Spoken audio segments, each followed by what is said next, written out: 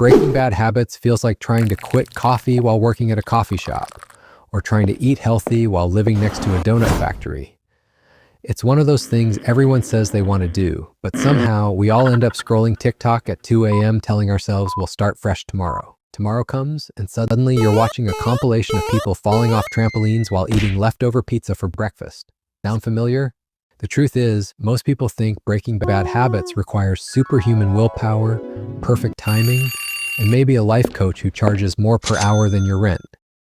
But that's where everyone gets it wrong. Breaking bad habits isn't about becoming a monk or completely restructuring your entire existence. It's actually way simpler than you think, and the methods that work best are probably the opposite of what you've been told. Here's the thing that blew my mind when I first learned it. Your brain doesn't actually want you to have bad habits. I know that sounds crazy because it feels like your brain is actively sabotaging you every time you reach for that third slice of cake or open Instagram when you're supposed to be working. But your brain is just doing what it thinks is best for you based on the patterns you've accidentally taught it. Most advice about breaking bad habits is complete garbage.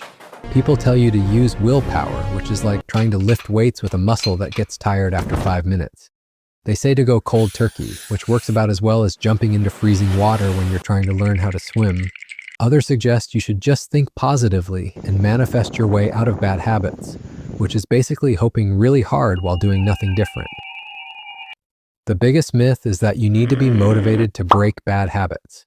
Motivation is unreliable, like that friend who says they'll help you move but shows up 3 hours late with no truck.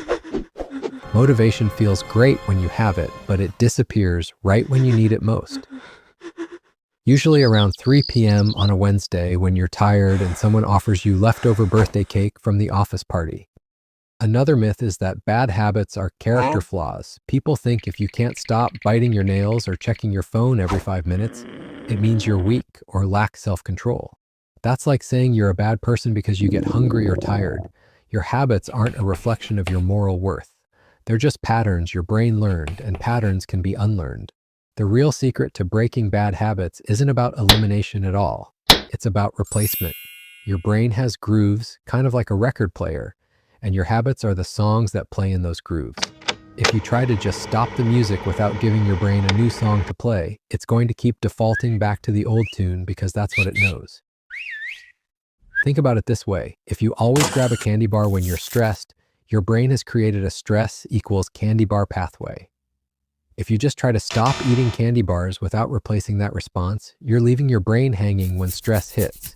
It's like deleting an app from your phone but not replacing it with anything else. Your thumb is still going to tap that empty space out of habit. Here's where it gets interesting. The most effective way to break a bad habit is to identify what triggers it, and then create a new response to that same trigger.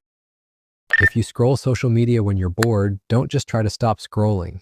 Figure out what else you can do when boredom hits. Maybe it's doing push-ups, texting a friend, or organizing your desk. The key is having a replacement ready before the trigger happens. The replacement doesn't have to be perfect or life-changing. It just needs to be easier than the bad habit and somewhat satisfying. If your bad habit is eating junk food while watching TV, your replacement could be drinking flavored water or chewing gum. You're still doing something with your mouth, but now it's something that doesn't derail your health goals. Most people fail at breaking bad habits because they try to change everything at once.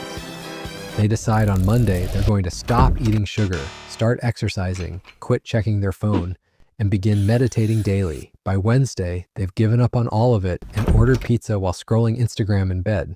Sound familiar? The approach that actually works is starting embarrassingly small, so small that it feels almost ridiculous not to do it.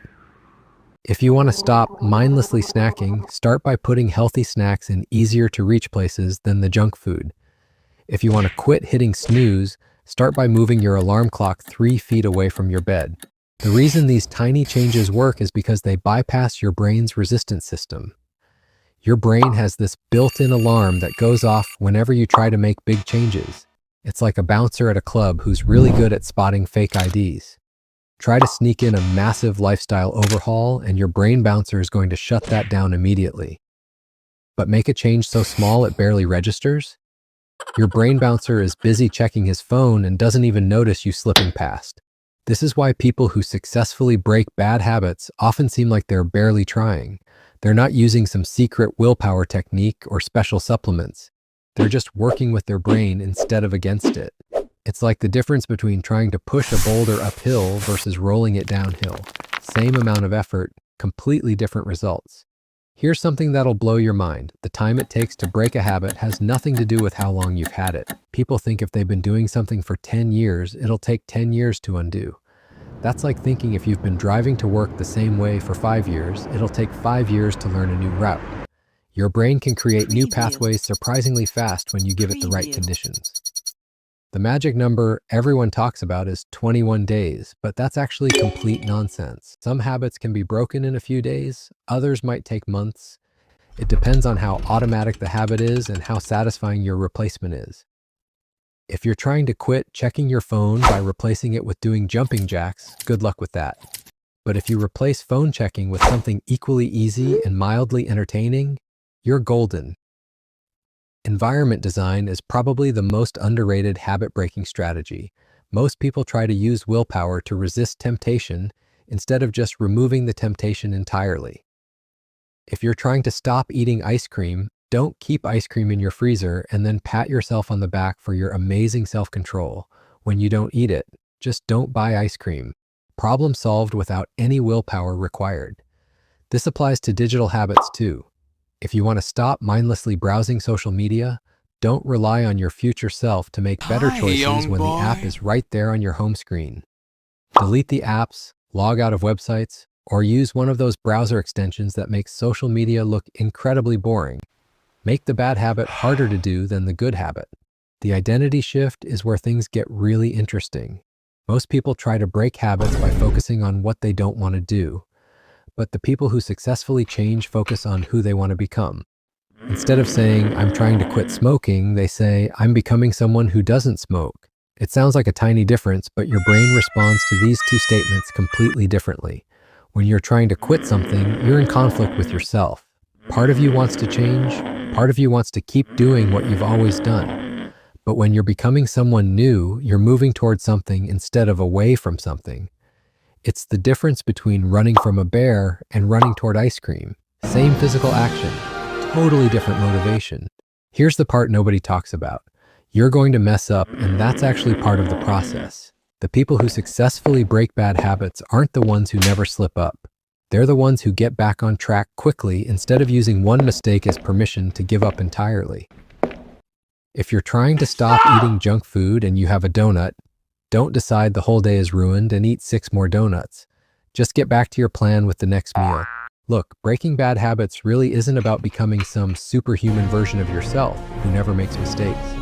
It's about understanding that your brain is just following the patterns you accidentally taught it, and you can teach it new patterns just as easily. The secret sauce is replacement, not elimination. Start embarrassingly small. Design your environment to work with you instead of against you, and focus on who you're becoming rather than what you're trying to stop doing.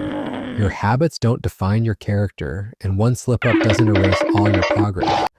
The people who actually succeed at this stuff aren't the ones with perfect willpower. They're just the ones who get back on track quickly and keep showing up small changes that eventually add up to big transformations. So stop waiting for the perfect moment or the perfect motivation. Pick one tiny habit you want to change, figure out what triggers it, and have a replacement ready. Start tomorrow, or better yet, start right now. Your future self will thank you, and honestly, it's way easier than you think.